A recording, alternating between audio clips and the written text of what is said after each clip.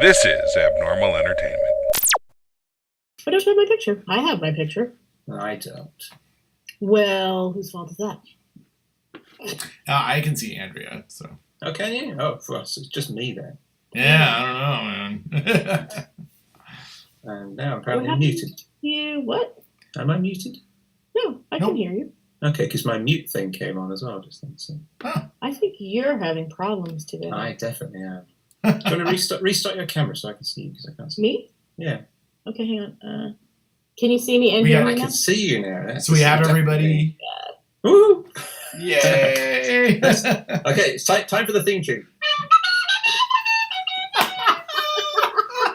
Ladies and gentlemen of the internet. This is Steve's house.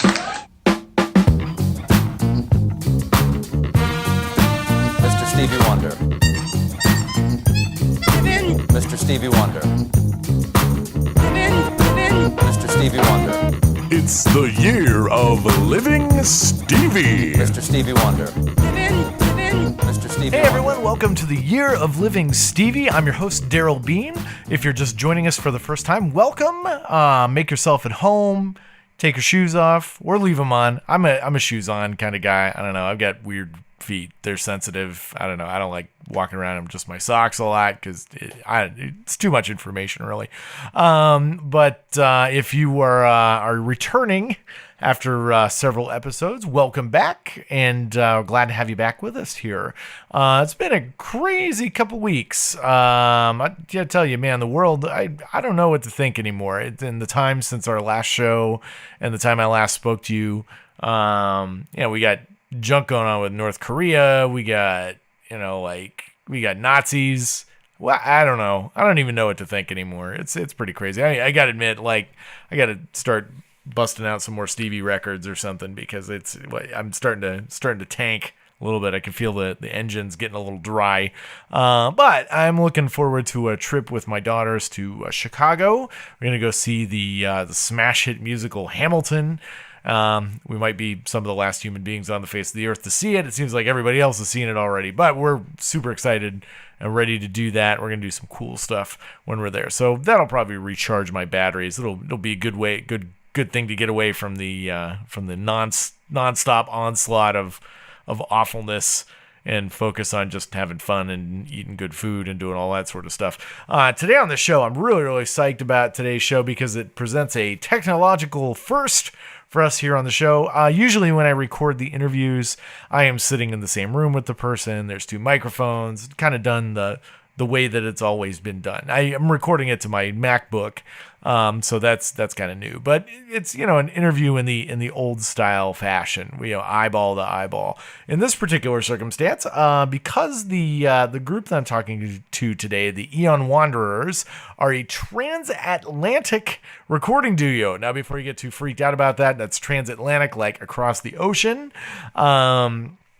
Owen Hodgson lives in Scotland, and Andrea Kremer lives in Massachusetts.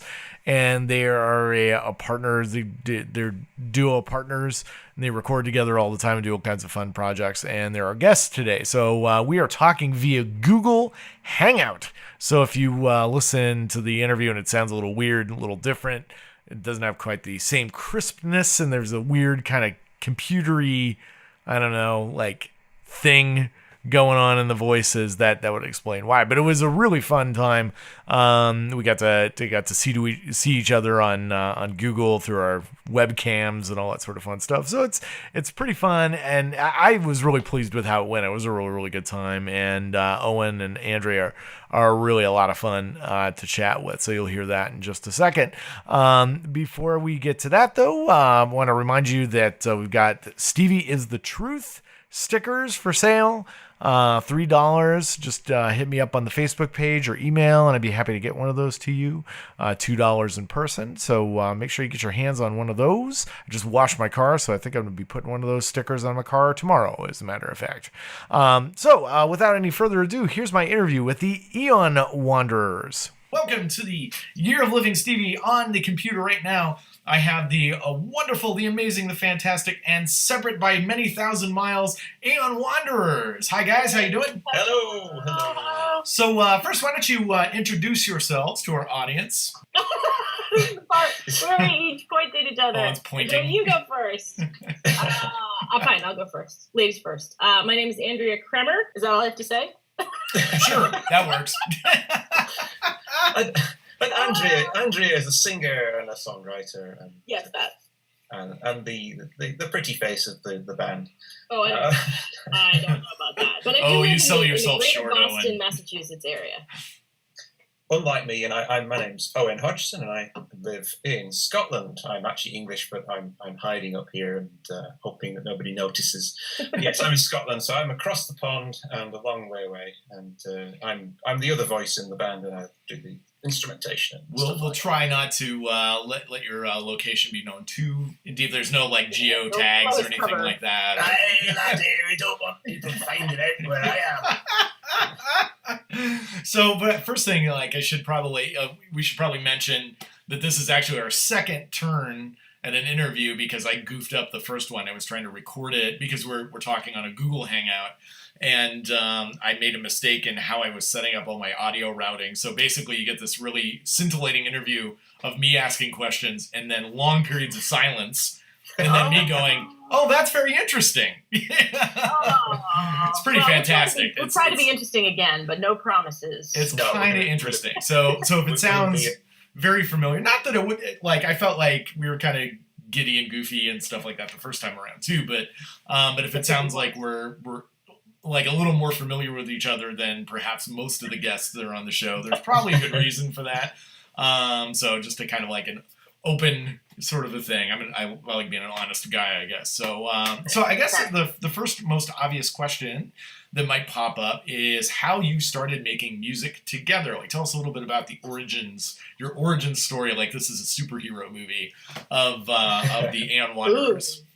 Well, a long time ago. In a galaxy far, far away. I like how I start with Once Upon a Time, and he goes like this, the Star Wars route. So in 2012, in 2012, the summer thereof, a Facebook group was established, which is called Theme Music.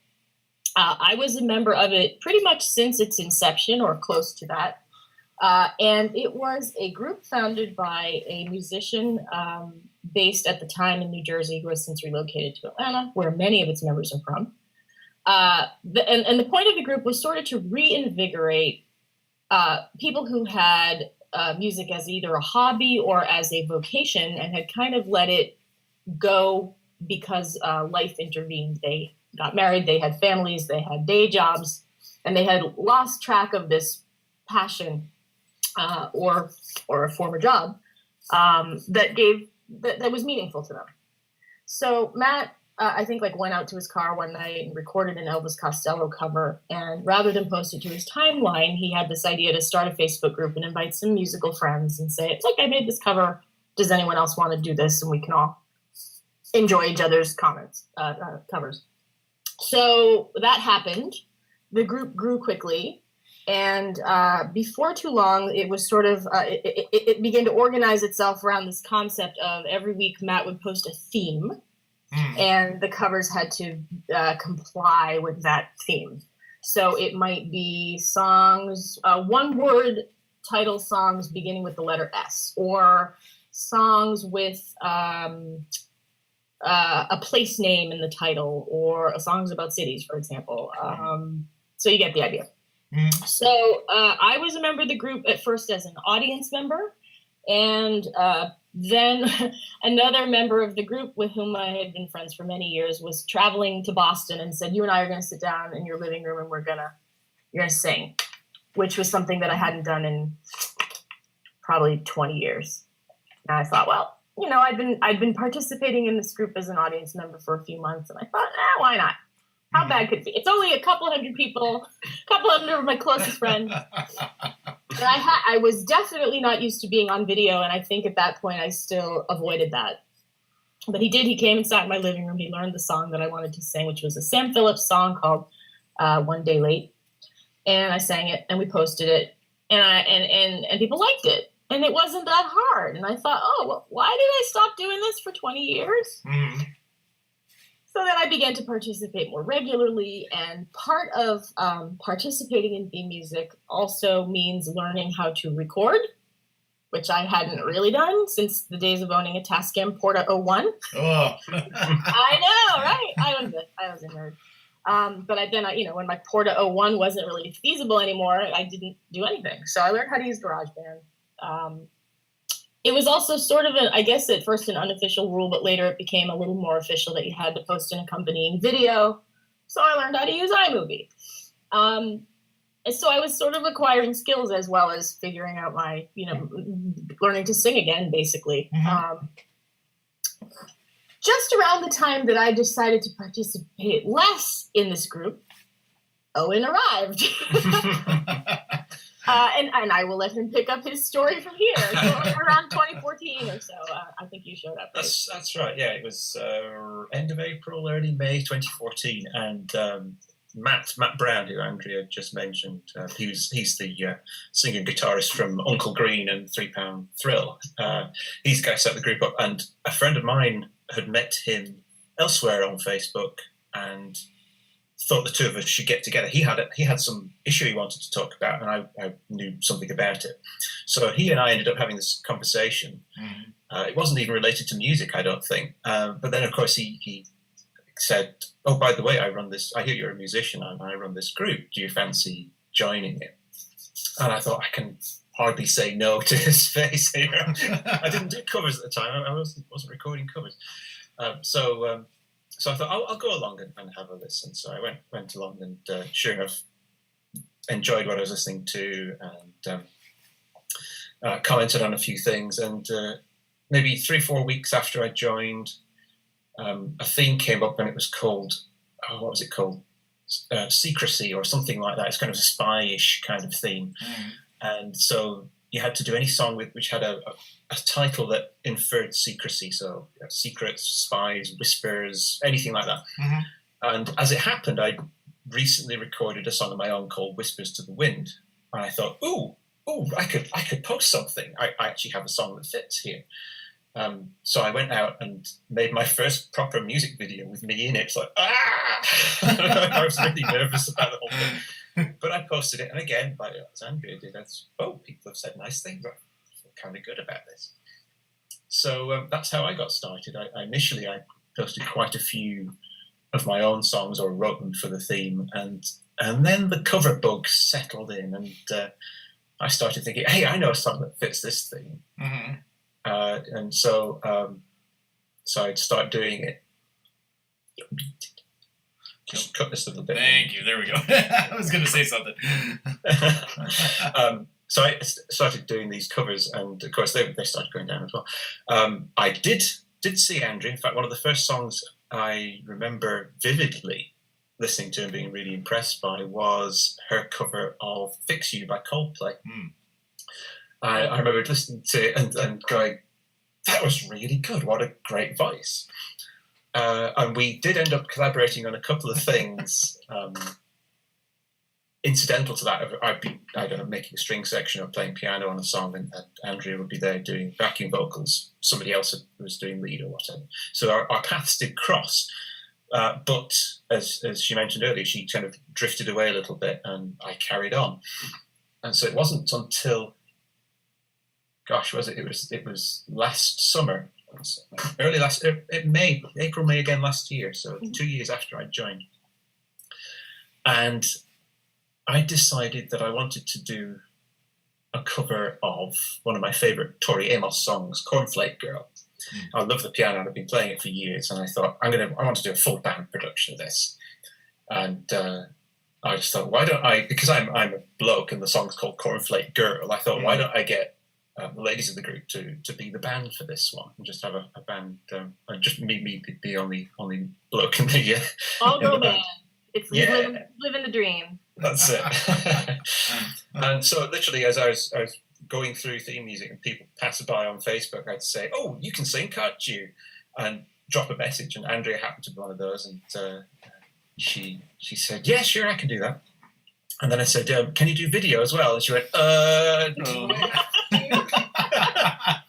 I said, "Yeah." "Oh, okay." But that initial conversation got us chatting, and while I was still making Cornflake Girl, another theme came up. I forget what it was now, and she came back to me and said, "Hey, do you know this song called Say Something?" By who's that by again? Originally by Great Big World. That's right. Yeah. Christina Aguilera, but famously covered by the Pentatonics. Ooh, Ex-Tina. Ex-Tina. Just starting to grow.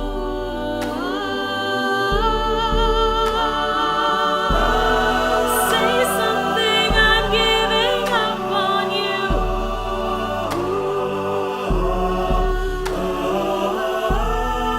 Sorry that I couldn't get to you.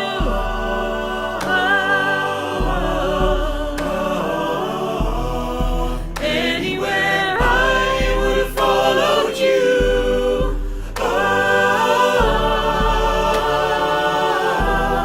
Say something, I'm giving up on you.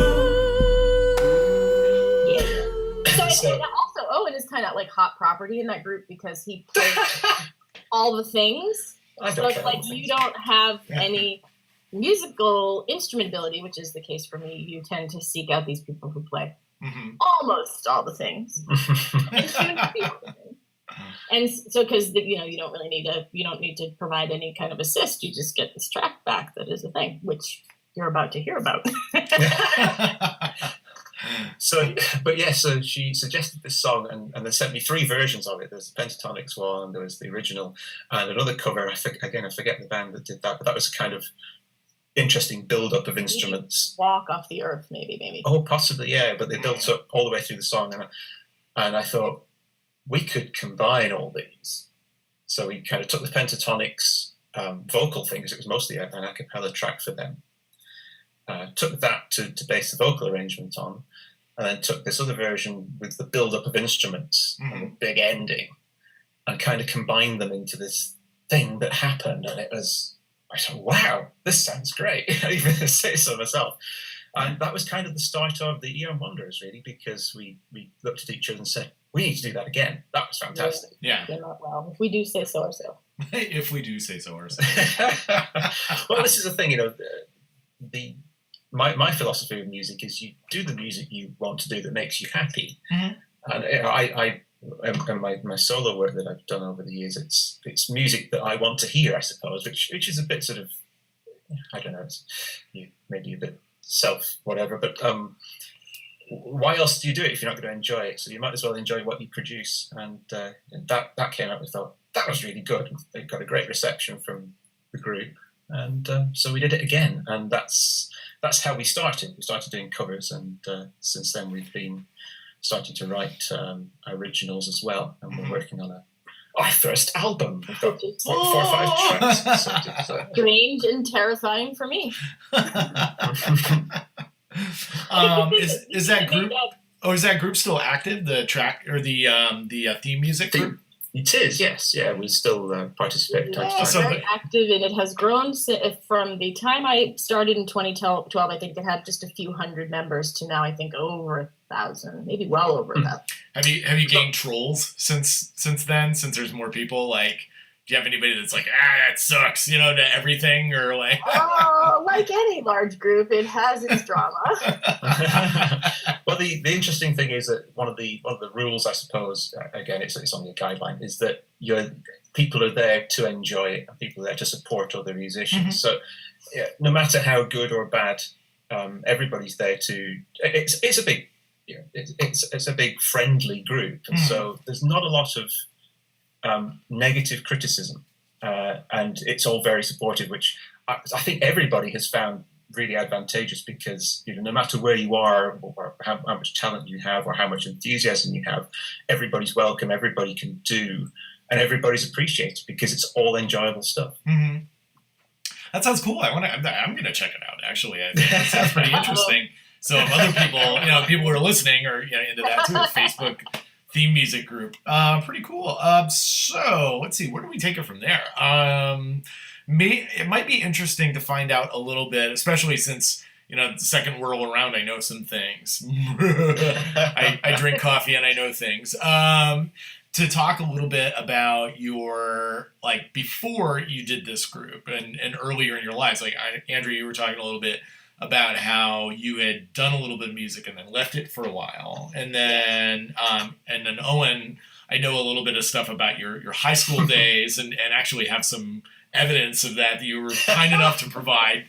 So it might be interesting to hear about that. Like, when did you start making music as something other than, say, like a school, or like you were kind of making it of your own volition, if that makes sense? You know what I mean? Like that you were choosing to do it as something that you were doing and you were kind of in charge of.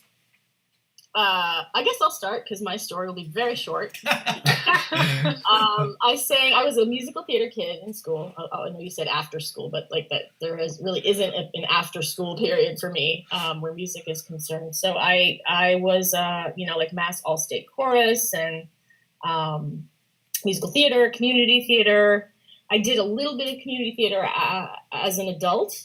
And then, and I owned a Tascam Porta 01, and I would, I own a MIDI keyboard, and I would noodle around once in a great while. But, as life intervened, as it does for so many people, including the folks in theme music, I got married, I had a kid, I got a job. Yep. I didn't pull the keyboard out as much. The Porta 01 is like right over here collecting dust. And I didn't keep those skills fresh. So I just kind of thought, well, that was a thing I used to do. Mm-hmm.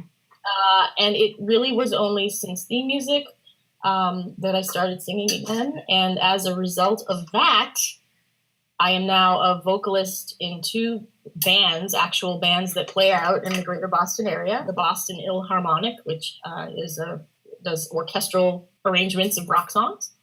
And a band called Big Giant, which is sort of in a power pop vein. And now my latest adventure is songwriting, and that is largely thanks to Owen, who said, sure, you can write a song. And I said, can I? And I was like, well, if Owen says I can do it, I guess I can probably do it. Well, if Owen says. I mean, it's kind of weird. Like, that's our dynamic. Owen's like, of course you can do that. And I'm like, oh, okay. And I go and do it. And so I wrote some lyrics, and I came back and said, here are some lyrics, I think.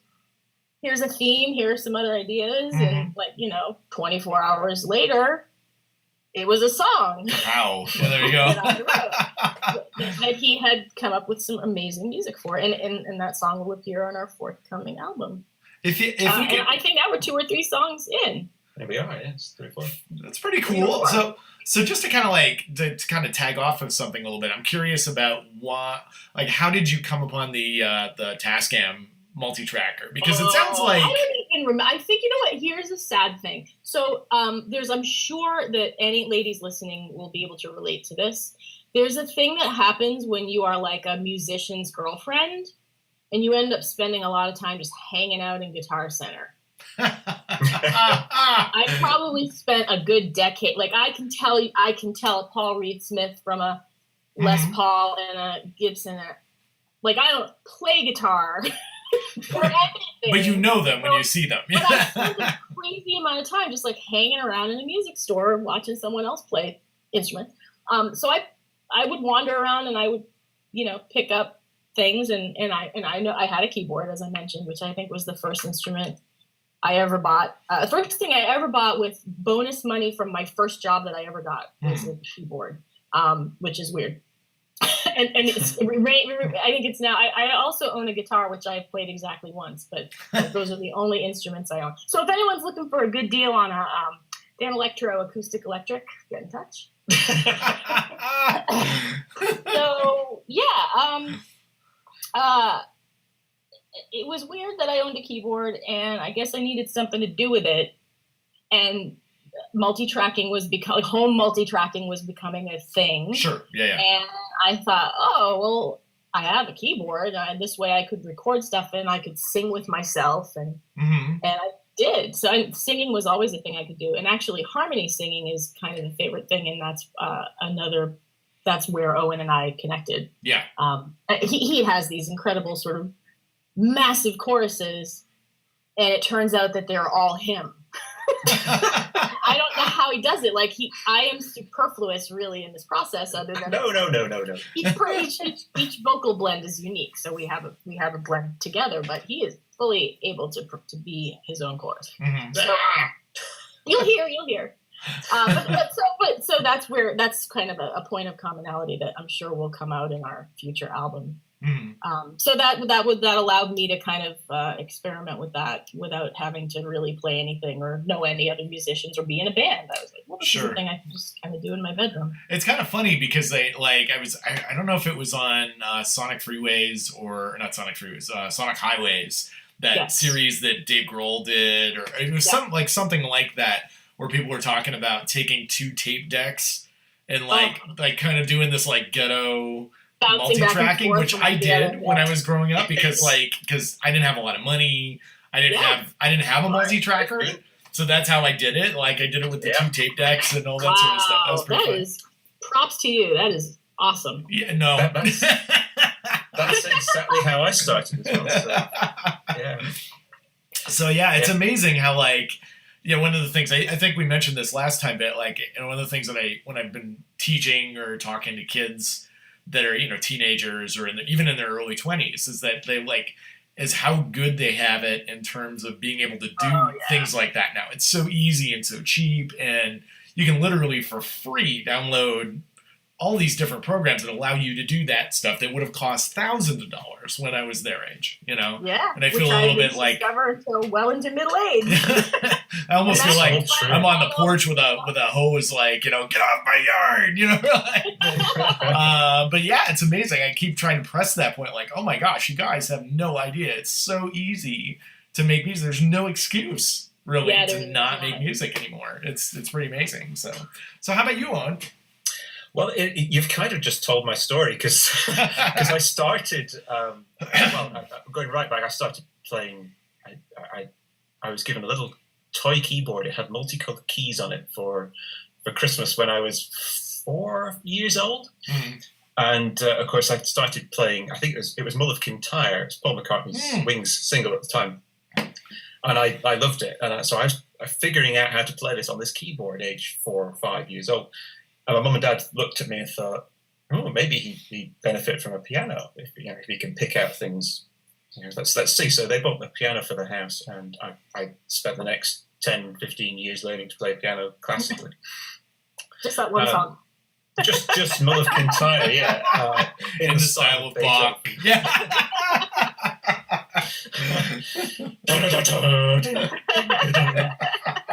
But I started playing early. I didn't really start composing music till maybe 10 years later. I was certainly middle of high school, and I ended up with joining a little band of a couple of my friends in school and me, and there was basically 2 keyboard players and a bassist. That was it. And we didn't even know what to tune the bass to, so we just, when we first picked the thing up, it was like, what note should this be? I don't know, it sounds a bit like this, let's tune it to that. So that poor guy actually learned to play the bass with the wrong notes.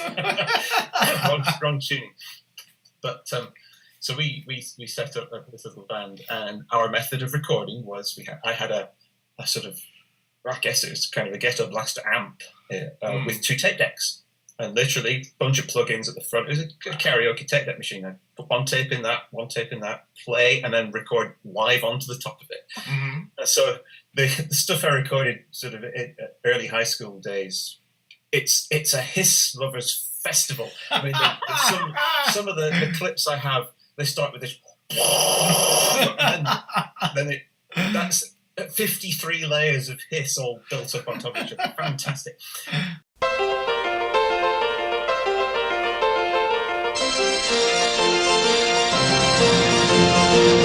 Tuesday afternoon, sit and watch the world go by. Lay out on the ground with the sun up in the sky. And it's okay, everything's alright. I'm gonna lay back and stay cool.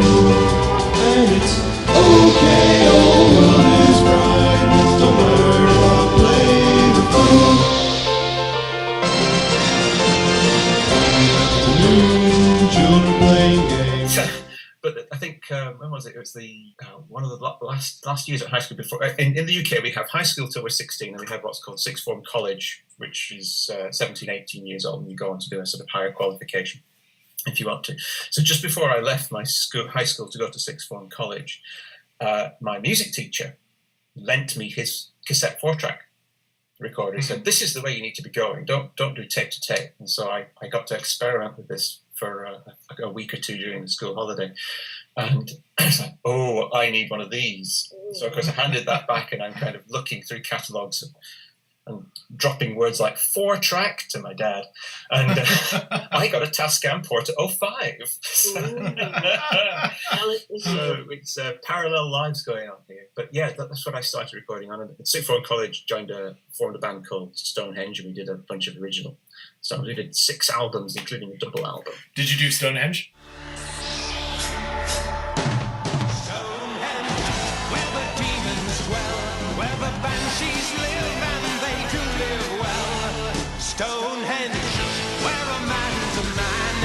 Children dance to the pipes of Pan.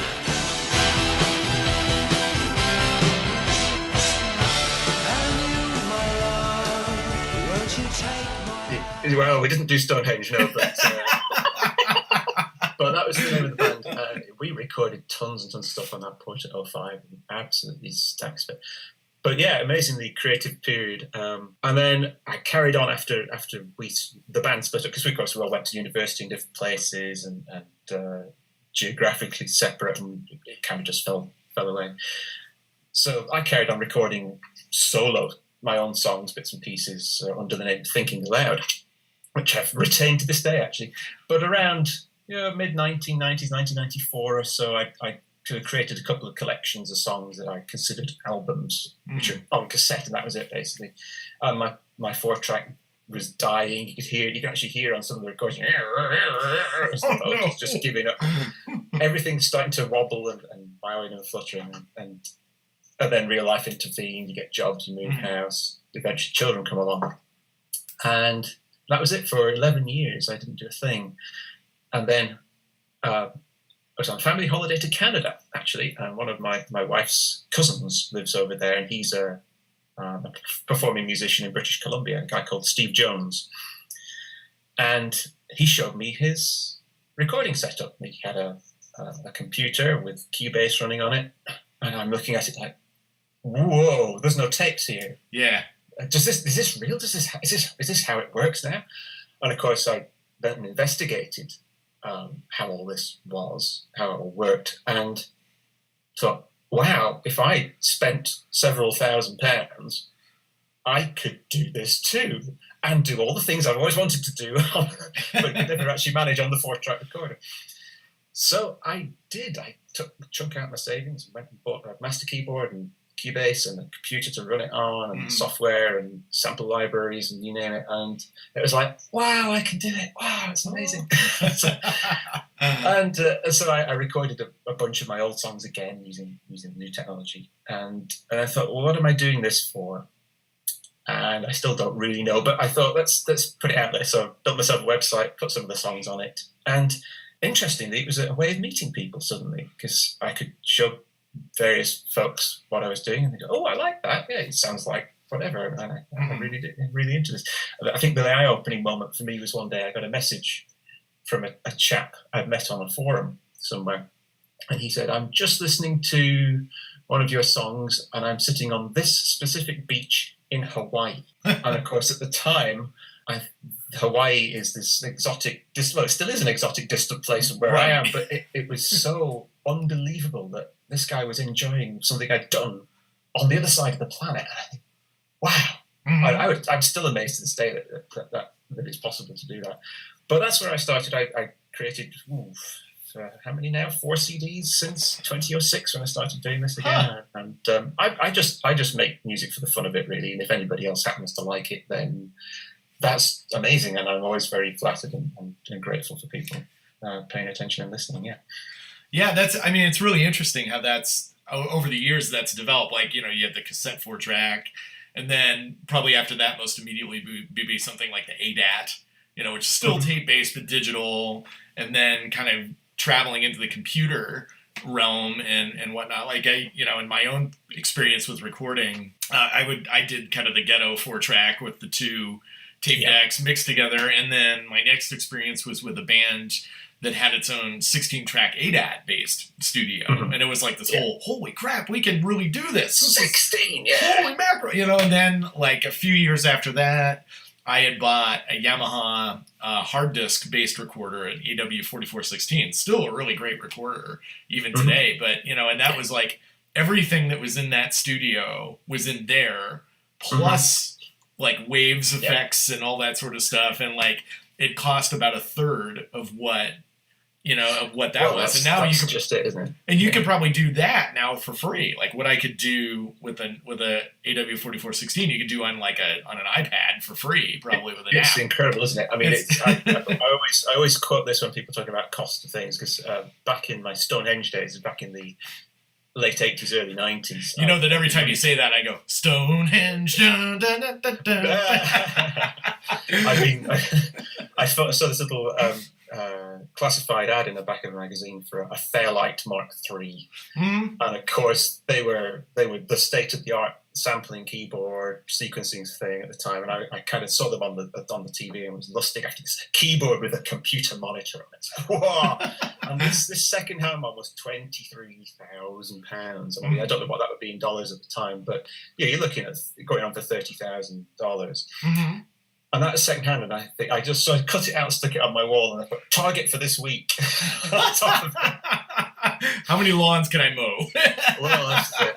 But I mean, of course, the technology that was in the Fairlight, again, that's in your phone now, and you seriously can do that sort of thing in the phone. But it's incredible, and I think having gone through that whole 4-track process of, I mean, I use my 4-track, but I bounced tracks into it. I had tapes playing on the hi-fi, recording onto 2 tracks of just to bounce everything down. And I try and create orchestras in it, and with some success sometimes, but there were limits. And so being able to move into something where you can actually just have that space, I suppose, it's the space to fit everything in and pile it all in there. I do like to pile things in. So it's amazing. Same. And then also the component that we've been talking about that has to do with distance, and how the internet has made it possible for not only for you to collaborate with people that live great distances away, but then also for other people to hear the music that you've made from great distances. That's right. Yeah. Like still one of my favorite things ever is I did a cover of Night Flights by the Walker Brothers. And I put it on Dave Gregory from XTC's Facebook wall, because he was kind of famous for doing that, for doing the covers, and he had like 2 or 3 CDs of covers that he had done in his home studio. And then he wrote back and said, "Oh, it was great, fantastic job." And I'm like, Dave Gregory liked my music. Oh my God, it's not mine, but I mean, the theme music. One of the most amazing moments for me was, I mean, if you listen to anything I do, you can always hear a Moody Blues influence in there. But one of the thing that fascinated me about them was the Mellotron keyboard that they use, which is a tape playback keyboard. So all the sounds are recorded on tapes back in the 1960s. And so it gave them this sort of semi-orchestral, but not quite, but very organic sound to their music. And it's just fascinating. I love the sound of the Mellotron. But of course, so I'd written a song back in 2009 called When Fortune Smiles. And I put that out there and various people listening to it. And of course, it's got Mellotron in the middle, in the back of the chord. And then I get this email comes in unexpectedly from Mike Pinder, who was the Moody Blues original keyboard player. Emailed me, and he says, I've just been listening to When Fortune Smiles. Great tune. Love it. And it's like, whoa! So somebody's heard it, thought, that sounds really great. And they know Mike Pinder somehow, and they've told him, and it's like, I'm just, wow. The internet brings your heroes in. It's pretty amazing. I did a little bit of recording with a guy named Mitch Friedman, who does a bunch of his own self-released albums, and great guy, really real guy. I bought his album Purple Bird for my kids for Christmas one year, and I'd heard of him before, and I didn't quite understand if he was a big deal or if he wasn't a big deal or whatever. So like I emailed him asking him to sign the CD, and like he emailed me back immediately. So I'm like, oh wow, how about that? So, and we became friends, and I played on a couple of his recordings. Well, Mitch is also very good friends with Andy Partridge from XTC, and they've been like really good friends for decades, right? And so he emailed me one time, and I don't play clarinet. Okay, sorry, Mitch. I don't play clarinet all that well. But at the time I was teaching beginning band, so I had some clarinet chops a little bit. And he had asked me, there we go. You could have taken my job. But he asked me if I would play clarinet on this song. And he said there's a certain bespectacled guitar player from Swindon that might be on it. So of course I said yes. I'm like, oh my God, I'm gonna play with Andy Partridge. This is amazing. Like, so I learned the part, like, and I had just enough clarinetting chops that I could figure out how to play it, and recorded it. And then I asked him, like, well, so when Andy hears it, like, I'd love to know what he thinks. And he's like, oh, he's already heard it. And I'm like, what? And he says, yeah, he loves your playing. And it was like, oh, wonderful. My little black heart grew 3 sizes that day. That's amazing. So yeah, it's amazing. So if you're like a musician of some note listening to this podcast, first of all, let yourself known, and then second of all, look at the influence you can have on people. Like, all you have to do is go, hey, good job, and everyone's like, oh, my ear is paid, you know, like. Yeah, we can't help it. Obviously, someone is going to get Stevie to listen to this podcast. I hope. It would be nice. Someone out there. Who's out there? I mean, even if he doesn't reach out, just for him to hear, like, how people love him. You know what I mean? Like, that's really the whole thing. Is kind of like having people talk about what Stevie means to them. Yep. And then for him to hear that. Because, you know, I thought about it after David Bowie passed away, and all these great musicians had died, and I was like, you know, and never having had an opportunity in any way, shape, or form to say thank you, or to go, you changed my life, or holy crap, when you made that song, it totally, you know, made everything make sense to me, and all that sort of stuff. So it'd be nice if Stevie got a chance to hear it, even if he never reached out. But if he reached out, it would be awesome too. I think he's hinting at you there. He's hinting. Nudge, nudge, wink, wink. Know what I mean? So speaking of Stevie, that's actually a good kind of like way to kind of morph over so that we can hear the songs that you guys did, because the tunes that you recorded for the podcast are amazing. They're totally killer. I can't wait for people to hear what you did. So it would be kind of cool to talk a little bit about Stevie Wonder and how Stevie's been an impact on you, like when the first time you maybe heard a Stevie Wonder song was, or like songs of his or albums of his that are particularly influential. So if you have a story about that, like where did Stevie enter your life? Well, I think it's interesting because, of course, I'm in the UK. We have a totally different, if you like, musical cultural background. Obviously, Stevie was very well known here, or is very well known here, I should say. But I think perhaps it's slightly different to his impact over in the US. I don't know. I couldn't possibly second guess it. But my first time I really noticed him, I would have been around 1981. I would have been about 9 years old. So I missed all the early 1960s, 70s stuff of his, but probably Happy Birthday, because you can't miss Happy Birthday when it comes along. It's such a cheerful song. But yeah, so around that time when you got Happy Birthday, Ebony and Ivory, I Just Called to Say I Love You, and just before that, when I just started to listen to pop music at the time, Master Blaster, and that was, all those songs were kind of lurking around in the background of my childhood.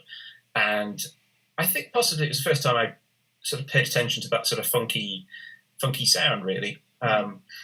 Because, again, British pop and American pop come from different backgrounds, really. So... And so we had a lot of American influence, but perhaps we have a slightly different emphasis over in the UK as well. And getting a lot of pop music over here comes out of classical origins, whereas a lot of American pop music comes out of jazz and blues backgrounds. So the melting pot, certainly, and Stevie was very much a prominent exponent of the funky stuff that's coming from the other side. So yeah, it was fascinating to hear. Mm-hmm. I was a teenage disco queen. I'm not sounds like a movie. And one day it may well be. I used to actually go to like the teen disco. I was very into funk as a kid, and that coincided with the clavinet hits. So I was very, like Superstition was probably one of the first songs I ever remember hearing of his. Higher Ground, Living for the City, that stuff was just sort of part of what was going on here at that time in my life, and sort of fit right into the funk/disco era. And then Sir Duke, I think I had on 45, if anyone remembers 45. Oh, wow. Yeah, I think I still have it somewhere, actually. Maybe I'll take a photo of myself holding it. But it was very different from anything that was out at the time, and it was such an obvious love letter to jazz, and the instrumentation and arrangement was so different from what was going on that it really got my attention. So I apparently spent my hard-earned allowance money on it. Not as much lawn mowing money as, say, like a 4-track recorder, but or a Fairlight. I'm actually not sure how I was able to buy records, but somehow the money appeared, and that was. I remember I would just beg my parents to like go buy a record. I think that's pretty much what I did. It's like, come on, I really want, and my dad was a jazz trumpet player, so I bet that record wasn't a hard sell. Yeah. All right. I'll take Ellington. Oh, sure, dear. Here's some money. Go buy a record. It's so funny, the Sir Duke thing, because that's really kind of my Stevie origin story, if you will. Really? Tell us yours. Well, I don't know if I've said it before. I think I have it, but when I was probably 3, 3 or 4, so we're talking 77, 78, and I was going somewhere with my mom, and we were riding in. I remember at the time we had this big cream colored whatever. Station. No, it wasn't a station wagon, actually. We didn't get a station wagon until much later, but it was like a big honking 70s car, like an Impala. It was a Chevy of some kind. And it had pleather seats in it, and it was summer. So I remember getting in, and because it's 1977 or 1978, I think I might have been sitting in the front seat. Eek. Yeah, of course. Because it's right, totally. I mean, probably had the little metal chair thing that they had for kids back then. This will keep you safe. They used to dangle us out the window. They didn't care. I can remember riding in the back of a pickup truck too. So that's oh, totally, absolutely. It's amazing that we're all alive. I don't know, yeah. But anyway, so I sat down on the pleather seat, and I had the little shorty shorts with the piping on them that kids wore. And when I sat down on the seat, it was hot because it was summer, and it burnt my legs. I felt that kind of feeling. And Sir Duke was on the radio. So it was these are the associations you want. So it's almost as if I sat on the seat, the burning sensation on my legs made me woke in the speech of the youth today. And I went, "Oh, what's that?" And I heard something on the radio, and I'm like, "That guy sounds really happy." Because I'm 4, right? I mean, that's your economy in your head is that sounds like a nice person. That person doesn't sound so nice. Kind of like that. So I heard him. I'm like, wow, he sounds like a really nice, happy person. And I like that, and it kind of stuck. It sort of glued. So who knows? Maybe I probably still would have liked Stevie anyway, but I feel like if I hadn't had my moment of wokeness, is that the right word? I don't know. I just made it a word. Wokeness. There you go. So that's my Stevie story, so there you go. Cool. He does sound like a happy person. That's it. I mean, he does. I don't remember from certainly my exposure to him as a child. Everything was happy. Mm-hmm. It's you happy birthday. It's kind of It's all cheerful stuff, and you think, there's a joy to him, isn't there? That's infectious, and you can't switch it off. You just got to kind of. Oh, Stevie Wonder's on. We're staying right here. Yeah, not going anywhere. Yeah, it's that whole joy, vitality sort of thing that that everybody mentions. Whenever you talk about Stevie Wonder, it's his music's so joyful. Even when he's not talking about something, it's particularly joyful. There's still that spark in there. That's this optimism, isn't there? Yeah. Positive attitudes. Yeah. Which boy do we need nowadays? Oh yeah. So let's talk about the songs that you did. So let's start with the song that you picked, which was "You Hadn't Done Nothing," and the arrangement's really interesting on that. So maybe you'd like to talk about that a little bit. Well, yeah, it's funny because I hadn't heard this song before we were doing this, and so I'd listened to a handful of the suggestions that were available to do, and I thought, oh, this one's got that kind of funky feel to it. We could probably manage a reasonably good job on this, and of course it's the clarinet sound and like Superstition, and I thought that opening section where there's the descending glissandos going down the keys. And I'm thinking, I am never in a million years going to make my fingers do that. There's no way I can possibly play whatever the heck he's doing there. And then I had this thought, purely coincidentally, a couple of months earlier, I stumbled upon a YouTube video which was describing how to play Superstition on clarinet. Because of course it's that complicated sound and everybody tries to play it singly. And of course the revelation of the video was that there were two clarinets overlaid. So there's two different sets of rhythmic stuff going on. There's no way you're ever going to play it once as a single individual. And I thought, I bet you that's what he's done on You Haven't Done Nothing as well. And sure enough, two clarinets, when you listen carefully, you can just about pick them apart in the thing. But of course, the other thing he'd done it was written both those songs in a key that's mostly on the black notes of the keyboard. Mm-hmm. And of course, as soon as I figured that out, I thought, aha! So the glissando at the beginning there is simply running your fingers down all the black notes. Okay, I can do this now. I can do this. I don't need to feel all inferior again. But no, that was where I started from. I thought, yeah, let's do something that sounds, funky and it'll be fun to do. And so, of course, what I found interesting about the original to that song is that I think it was one of the first songs ever to feature a drum machine, the original. Oh, yeah.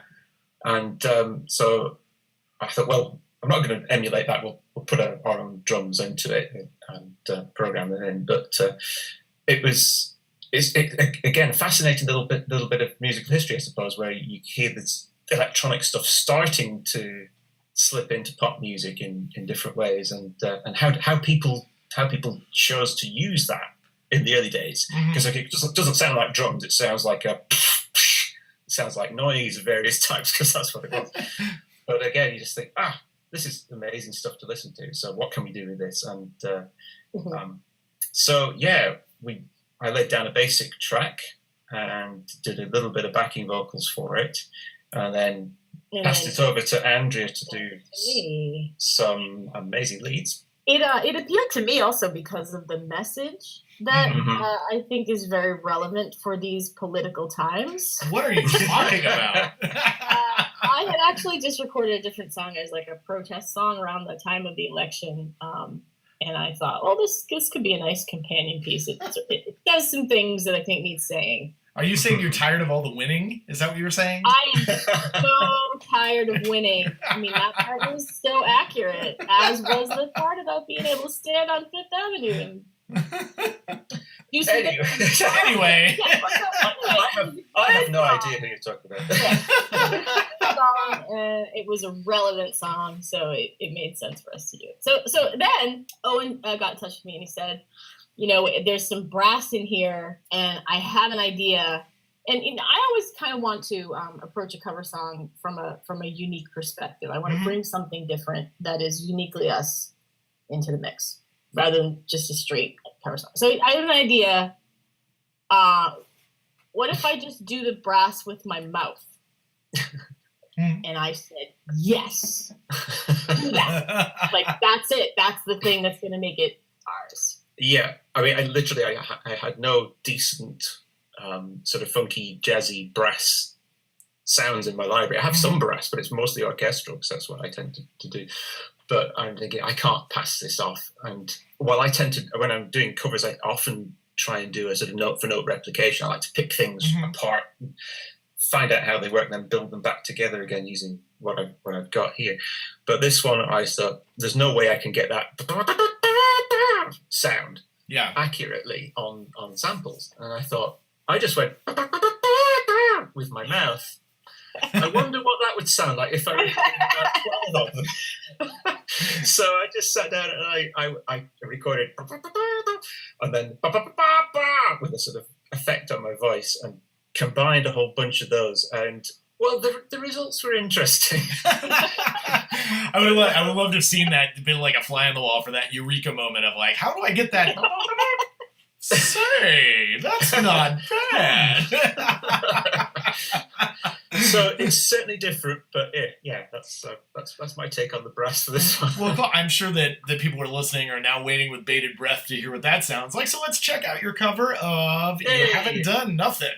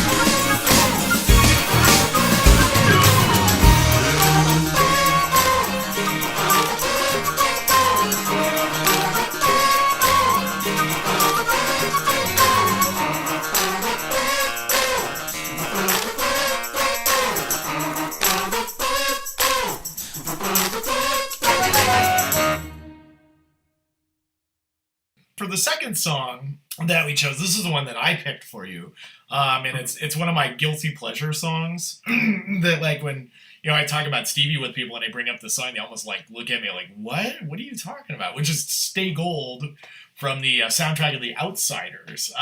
So, how much did you hate me when I picked that song? We could never hate you.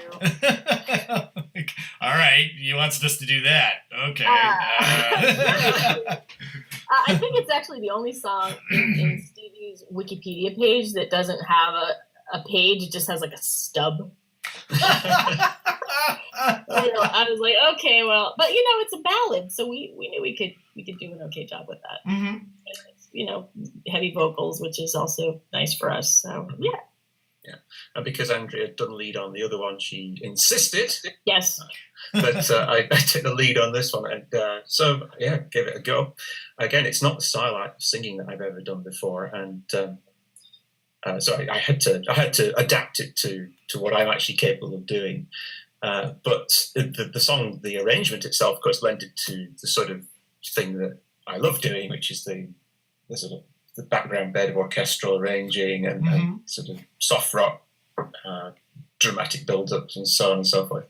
So we attacked it the way we would attack a theme music cover and just made it what we could make of it, and stuck a bit of flute in place of the harmonica there because I don't play harmonica. But it was really fun to do in the end of the day. Again, a song never heard previously. So it's almost like when I went back and listened to it again, it's almost like if Stevie Wonder and the Carpenters paired up to make a song. I'm happy with that comparison. Absolutely. I love the Carpenters. That's another one of my guilty pleasures is the Carpenters. I love that sort of thing. Yeah, there's nothing guilty about it. I didn't look into the song. I should have looked up a little bit more to see if obviously he wrote it for the outsiders because of the title Stay Gold, Stay Gold Pony Boy. But I wonder if what his timeline was like how long he had to write or record the song for the movie, if that if he would have approached it differently had he had more time or less time or something like that. I'm always curious about those kind of things when people do songs for soundtracks, Yeah, it's interesting, isn't it? Because you there's certain songs that stick out and you think, why did they choose those words, or why is that arrangement doing that? And is that finished? You can often hear where something was going somewhere and then no time left. Sorry, I gotta do this. I couldn't say that for this song particularly. I think it was fine, but certainly you come across some songs you think, was that exactly what they had in mind, or what? If you'd had another week, would you have done that? Are there any particular elements of the arrangement that you'd like people to listen to? Like in the first song, we had the horns, the mouth horns.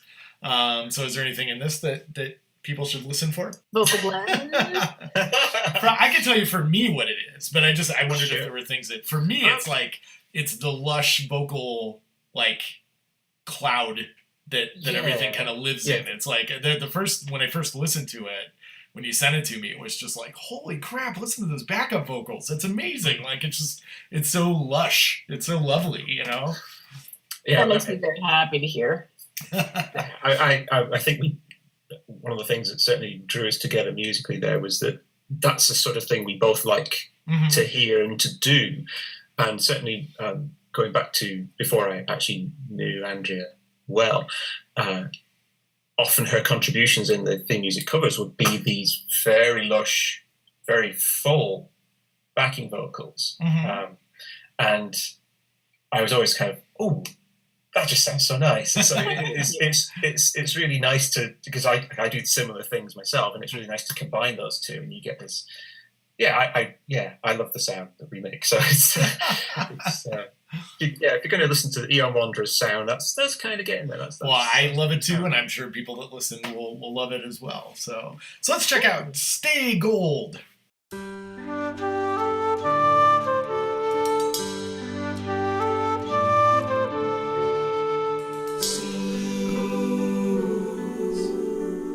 Upon that moment long ago, one breath away and there you will be, so young and carefree. Again you will see that place in time, so gold,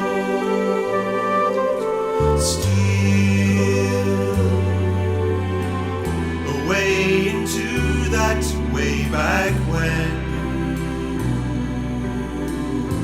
thought that all would last forever, but like the weather,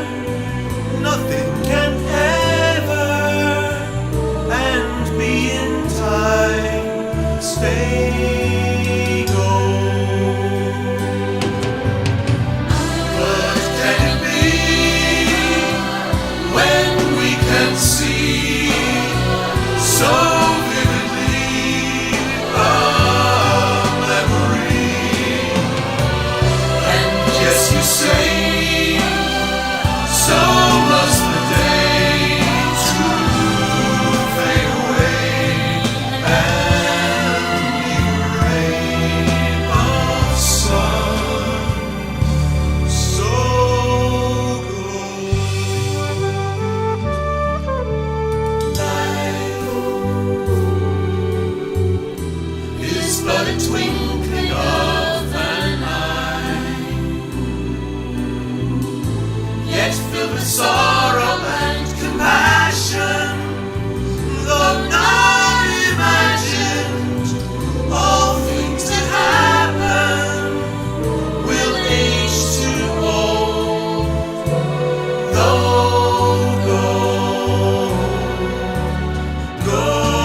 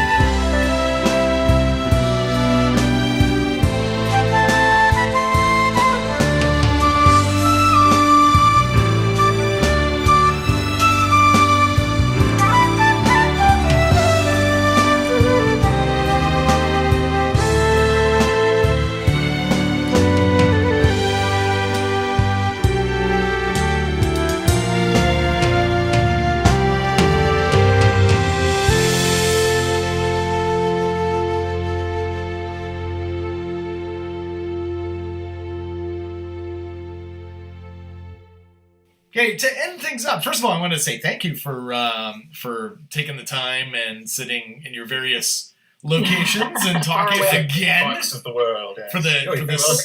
for the second time. I promise this one recorded. I can see the things. We don't know what you mean. We've never been here before. I've never been to this place. I've never seen you before in my life. What? This is the first time we've spoken. Is there any things like you were talking about about putting an album together? I'm assuming that it's kind of on your own sort of timeline, but do you have an idea of when, if somebody was like, man, I really like those Aeon Wanderers, I want to buy that record, like when would they look? One thing about working with Owen is that timeline is a very different and much less elastic concept than you might think. I think he's pretty much wondering why I haven't written a few more songs already.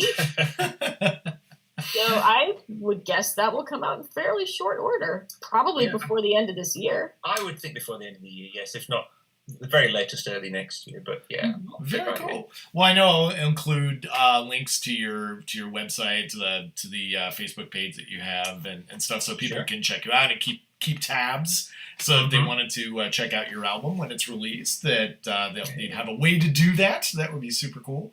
Yeah, there are some URLs we could hook you up with right now. That would be very awesome. I would definitely put those in the show notes. The Facebook page is Aeon Wanderers with an AEON Wanderers straight after Facebook.com, and that'll get you to us.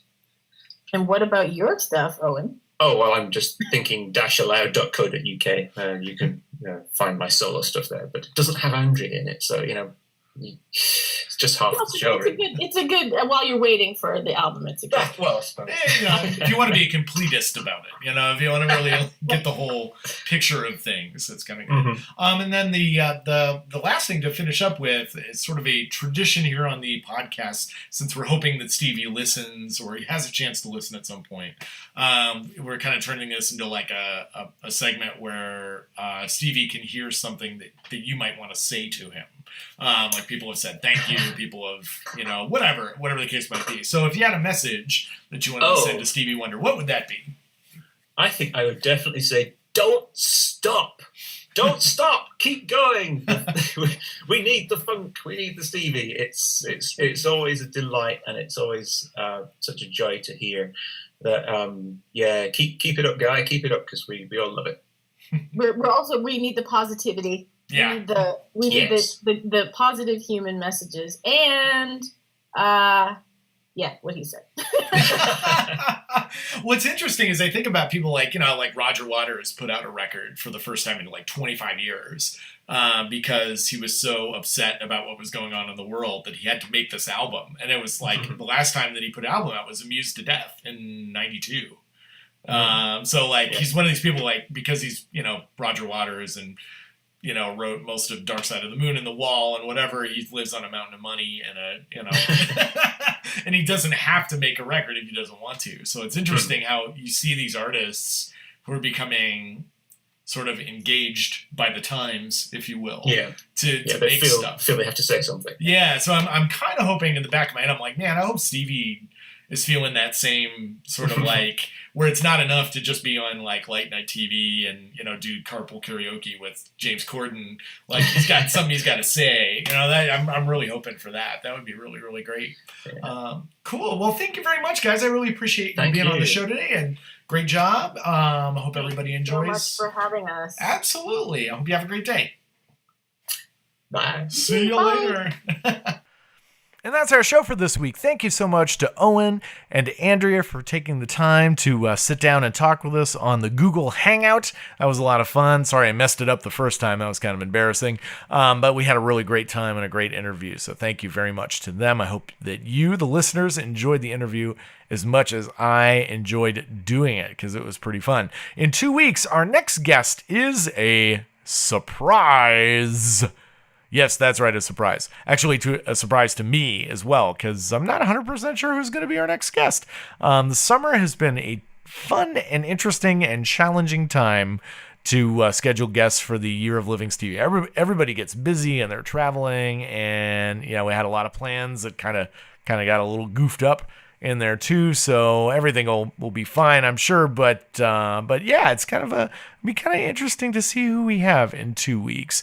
But hey, guess what? There's a good way for you to keep track of that, and that's if you sign up for our Facebook page. If you do the Facebooks, and you go to Year of Living Stevie on Facebook, that's where our show page is there, and that's where most of the updates that have to do with the show go. So if you're looking forward to seeing who comes up next on the show, or highlights of things, or I post goofy stuff there every once in a while, kind of check out Facebook. You can also follow us on Twitter at Living Stevie is our handle on Twitter.